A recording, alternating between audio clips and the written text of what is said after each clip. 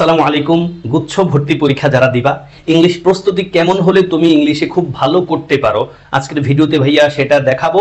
অবশ্যই মন গড়া বলবো না, আমি তোমাদের গত বছরের প্রশ্নকে একটু অ্যানালাইসিস করে দেখাবো প্রশ্ন আসলে কেমন আসছে।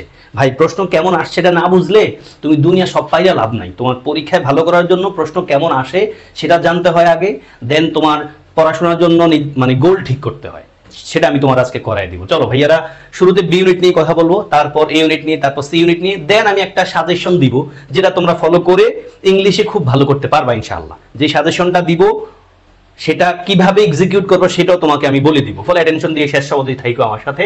প্রথমত বি ইউনিট নিয়ে, বি ইউনিটের গত বছরে যে প্রশ্নগুলো এসেছিল এই টপিক থেকে। লুক দেখো ভাই, গত বছরের প্রশ্নগুলো ফ্রেজ ক্লজ থেকে 3টা, ভার্ব সেন্টেন্সের 3টা, কারেকশন থেকে 3টা। দেখো ফ্রেজার ক্লজ তোমার ডিটেইল পড়তে হবে, আইডেন্টিফিকেশন।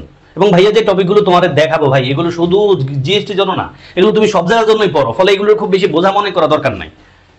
পার্সোনাল থেকে 2টা, ভয়েস থেকে 1টা, কাউন্টেবল আনকাউন্টেবল নাউন থেকে 1টা, নাম্বার 1টা, সাবজেক্ট ভার্ব এগ্রিমেন্ট একটা, কন্ডিশন থেকে 1টা। দেখো ভাইয়া, কঠিন কোন টপিক মনে হয়েছে তোমার কাছে? সবগুলো টপিকই সহজ, তোমার পরিচিত টপিক। দেন ভাই তোমাদের দেখাই, প্যাসেজ থেকে 5টা প্রশ্ন আসছে, অবশ্যই টেক্সট বুকের প্যাসেজ আসছে, ফলে টেক্সট বুক পড়া ম্যান্ডেটরি যারা এ ইউনিটের শিক্ষার্থী তারা, যারা বি ইউনিটের শিক্ষার্থী তারা।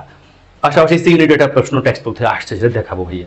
টেক্সট বুক থেকে 2টা প্রশ্ন আসছে, কম্প্রিহেনশন প্যাসেজ থেকে 5টা, আর আলাদা করে টেক্সট বুক থেকে 2টা প্রশ্ন আসছে। টেক্সট বুক কেমনে পড়তে হবে, কতটুকু পড়তে হবে সেটা তোমাদের বলবো, তোমাদের কাছ থেকে আগ্রহ পেলে আমি তোমাদের জন্য ক্লাস নেব ইনশাআল্লাহ। আসো ভাই, এবার ভাইয়ারা কি বলতে চাই, গ্রুপ ভোকেব বেস যে প্রশ্নগুলো আসছে বি ইউনিটে, প্রিপোজিশন থেকে 5টা প্রশ্ন আসছে, বুঝছো নি? 5টা, টেক্সট বুকের সাথে কানেকশন থাকে 3টা। তার মানে টেক্সট বুকটা তোমার পড়তে হবে। কি পড়তে হবে ভাইয়া তোমাকে আলাদা করে বলবো, এখন বলে দেই। টেক্সট বুকের যত কবিতা আছে, কবিতাগুলোর প্রথম 2 লাইন, শেষ 2 লাইন, কবিতার কবি কে, তার বাড়ি কই, এটা পড়তে হবে। এবং টেক্সট বুকের যত অনুশীলনী আছে, অনুশীলনের শেষের প্রশ্নগুলো ভালো করে পড়তে হবে, মোটামুটি হয়ে যাবে তোমার জন্য। সিনোনিম থেকে 3টা, স্পেলিং 1টা, স্পেলিং বানান ভুল, স্পেলিং এর ভিতরে স্পেলিং ভুল, হ্যাঁ, এল কিন্তু 2টা, ইডিয়ম থেকে 1টা প্রশ্ন আসছে। এই হলো মোটামুটি ভাইয়াদের বি ইউনিট। হ্যাঁ, এবার এ ইউনিট নিয়ে কথা বলি কুইক করে। এই ইউনিটের 5টা প্যাসেজ থেকে আসে, তারপরে সেই প্যাসেজ। আসো, ফিগার অফ স্পিচ থেকে আসছে 2টা, টেক্সট বুক থেকে আসছে 1টা।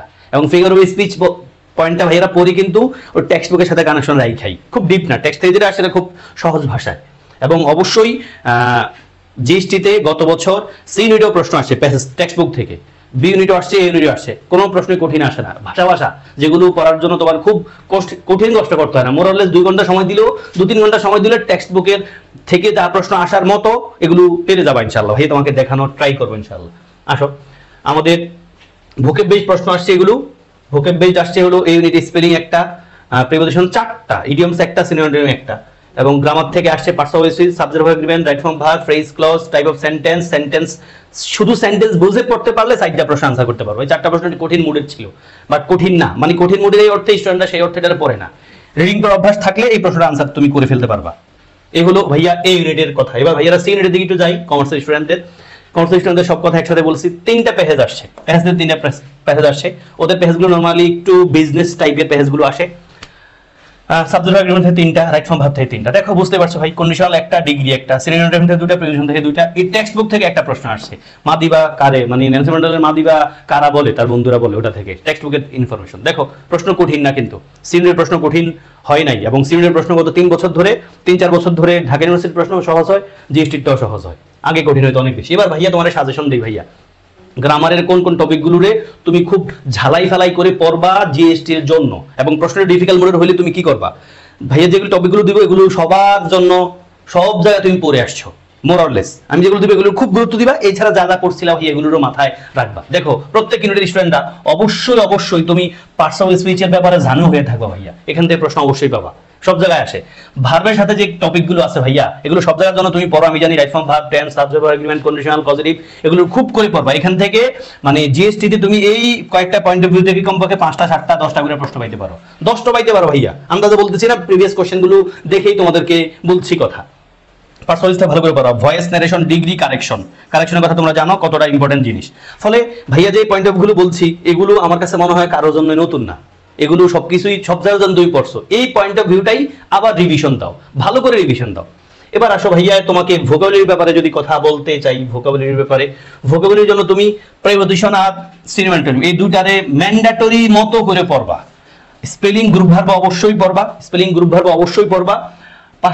পাশাপাশি তুমি এই স্পেলিং গ্রুপ ভার্ব পড়বা, synonym of preposition mandatory.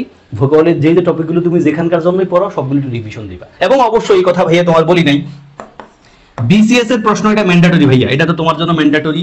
BCS এর বিগত বছরগুলোর প্রশ্ন তুমি অবশ্যই ভালো করে পারবা। গ্রামার, ভোকাবুলারি, ইভেন লিটারেচার, যারা ইউনিট মানে যারা আর্টসের স্টুডেন্ট আছে ভাইয়া, লিটারেচারের পার্টটা একটু পড়িয়ে যাও। যদি প্রশ্ন ডিফিকাল্ট করতে চান ওনারা ওই বিসিএস থেকে মানে লিটারেচার টাইপের প্রশ্নগুলো দিবেন, এবং লিটারেচার থেকে প্রশ্ন আসলে দেখবা বিসিএস এর প্রিভিয়াস কোশ্চেনে আসবে। চট্টগ্রামের বিউনিট আমরা তেমনটাই দেখেছি ভাইয়া, একটা ক্লাসও কিন্তু আছে সেই পয়েন্ট অফ ভিউতে। ফলে বিসিএস এর প্রশ্নগুলোকে ভালো করে পড়বা।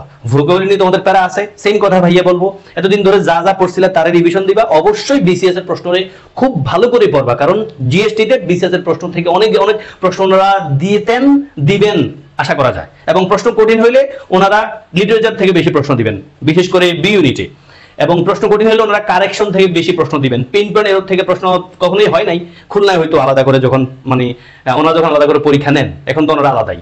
তো মোরলেস যদি প্রশ্ন কঠিন হয় তুমি যা যা পড়ছিলে সব পড়বা। ভাইয়ার এই কথাগুলোকে একটু বেশি গুরুত্ব দিবা, প্রত্যাশা করি এর বাইরে প্রশ্ন হবে না। বিগত বছরগুলোর ট্রেন্ড কিন্তু তাই বলছে। গ্রামার, ভোকাবুলারি সহ যা যা প্রয়োজন, টেক্সট বুক এর কথা বলি নাই, যারা বিএড স্টুডেন্ট তারা ভাইয়া টেক্সট বুকে একটু বেশি গুরুত্ব দিবা।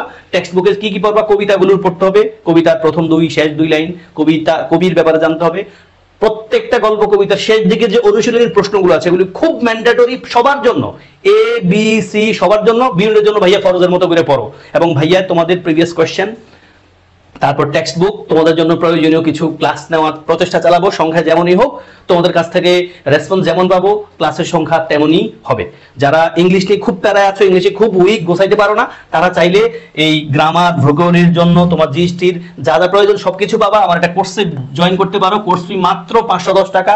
আমার কোর্সের ক্লাসের অনেকগুলো ক্লাসই হয়ে গেছে। তুমি যদি চাও, সমস্যা থাকে তোমার, রমজানের ভিতরে ভর্তি হইলে তুমি 510 টাকার কোর্সটা মাত্র 300 টাকা অ্যাভেল করতে পারবা। গ্রামার, ভোকাবুলারির যা যা প্রয়োজন একবারে জিরো থেকে বেসিক থেকে ভাইয়া সব ডিটেল পড়াইছি, চাইলে জয়েন করতে পারো। আর ভাইয়া যে টপিকগুলো দিলাম এগুলো তো নিশ্চয়ই তুমি সব জায়গার জন্য পড়েছো, এগুলোর গুরুত্ব দিবা। এছাড়া যা যা পড়ছিলে এটার মানে রিভিশন দিও। ভাইয়া ফ্রি ক্লাস তোমাদের জন্য নিব ইনশাআল্লাহ। আমাকে দয়া রেখো, বন্ধুদেরকে দেখার সুযোগ করে দিও, রিঅ্যাকশন দিও। ক্লাস করতে চাও কিনা সেটা আমার কমেন্টে জানাই যাও।